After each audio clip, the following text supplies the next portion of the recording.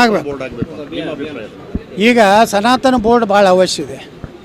ನಾವೇನು ಹೇಳ್ತೀವಿ, ನಮ್ಮ ಹಿಂದೂ ಧರ್ಮ ಇರ್ಬೋದು, ಜೈನ ಇರ್ಬೋದು, ಸಿಖ್ ಇರ್ಬೋದು, ಇವರ ದೇವಸ್ಥಾನಗಳ ಆದಾಯ ಸರ್ಕಾರ ನಿಯಂತ್ರಣದಲ್ಲಿದೆ. ಮಸೂದಿದಿಲ್ಲ, ಚರ್ಚದಿಲ್ಲ. ನಮ್ಮ ಜನ ದಾನ ಧರ್ಮ ಯಾಕೆ ಕೊಡ್ತಾರೆ?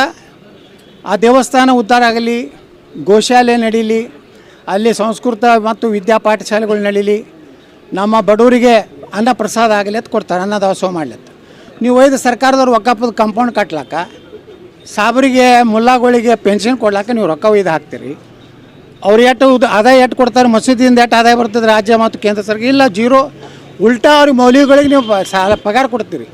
ನಮ್ಮ ಸ್ವಾಮಿಗಳಿಗೆ, ಆಚಾರ್ಯಗಳಿಗೆ ಏನೂ ಕೊಡೋದಿಲ್ಲ. ಅದಕ್ಕೆ ನಾವೇನವರು ಸನಾತನ ಒಂದು ಬೋರ್ಡ್ ಆಗಬೇಕು. ಎಲ್ಲ ದೇವಸ್ಥಾನ, ಮಠ, ಮಂದಿರ, ಗುರುದ್ವಾರ, ಜೈನ ಮಂದಿರ ಎಲ್ಲ ಅದರ ವ್ಯಾಪ್ತಿಗೆ ಬರಬೇಕು.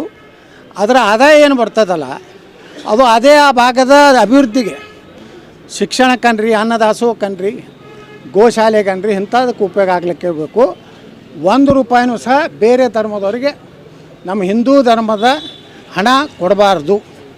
ಇದು ನಮ್ಮ ಸನಾತನ ಬೋರ್ಡ್ ಆಗಬೇಕಂತ ಎಲ್ಲ ಮಠಾಧೀಶರು ಇವತ್ತು ಒತ್ತಾಯ ಮಾಡ್ತಾಯಿದ್ದಾರೆ. ಮಹಾಕುಂಭದಲ್ಲಿಯೂ ಸಹ ಚರ್ಚೆ ನಡೆದಿದೆ. ನನಗೆ ವಿಶ್ವಾಸ ಇದೆ, ಪ್ರಧಾನಮಂತ್ರಿಗಳು ನಮ್ಮ ದೇಶದಲ್ಲಿ ಸನಾತನ ಬೋರ್ಡನ್ನು ಘೋಷಣೆ ಮಾಡ್ತಾರೆ.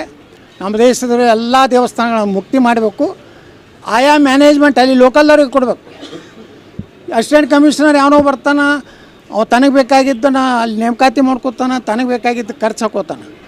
ಆದರೆ ದೇವಸ್ಥಾನದ ಮಂಡಳಿ ಒಂದು ವಿಶ್ವಸ್ತ ಮಂಡಳಿ ಇದ್ದೇ ಇರ್ತದೆ.